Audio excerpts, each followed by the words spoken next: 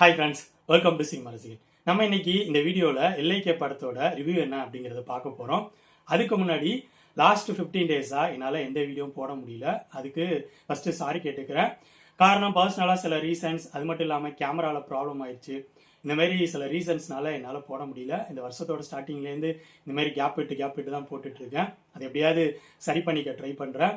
நம்ம இன்னைக்கு மூவியில் பார்க்க போகிற படம் இப்போ தேட்டர்ஸில் ரிலீஸ் ஆகி ஓடிட்டு இருக்க தமிழ் படம். படத்தோட நேம் எல்ஐகே லவ் இன்சூரன்ஸ் கம்பெனி. இந்த படத்துல பிரதீப் ரங்கநாதன் ஹீரோவா பண்ணியிருக்காரு. இந்த படத்தை விக்னேஷ் சிவன் டைரக்ட் பண்ணியிருக்காரு.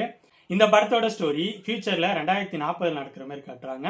சென்னை 2 பகுதியா பிரிஞ்சிருக்கு. ஒன்னு டெக்னாலஜியோட இருக்கிற ஒரு இடம், இன்னொரு பகுதி டெக்னாலஜி இல்லாம பசுமையா இருக்கிற ஒரு இடம்.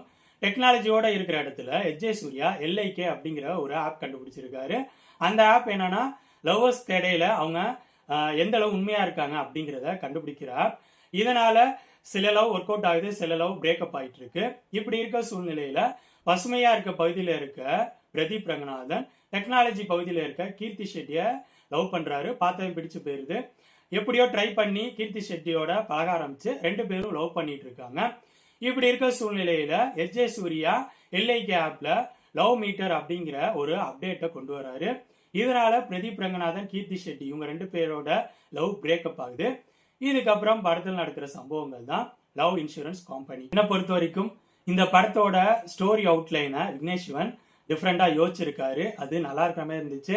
ஐடியாஸா படத்தோட ஃப்ளோல இவங்க யோசிச்சிருந்த சில விஷயங்கள் நல்லா இருந்துச்சு.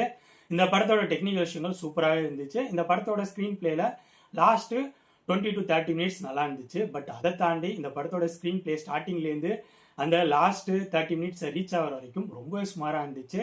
எந்த கேரக்டரையும் விக்னேஷ் சிவன் ஸ்ட்ராங்காக டிசைன் பண்ணவே இல்லை. லவ் எமோஷன் இது எதுவும் ப்ராப்பராக ஒர்க் அவுட் ஆகவே இல்லை. நம்ம கூட கனெக்ட் ஆகவும் இல்லை. காமெடி அப்படிங்கிற விஷயமும் டோட்டலாக ஒர்க் அவுட் ஆகவே இல்லை. இதனால இந்த படம் எனக்கு பெருசாக ஒர்க் அவுட் ஆகலை. கொஞ்சம் சொதப்பலாக இருக்கிற மாதிரி தான் ஃபீல் ஆனிச்சு. என்னை பொறுத்த வரைக்கும் இந்த படம் ரொம்பவே ஸ்மாரான படம்.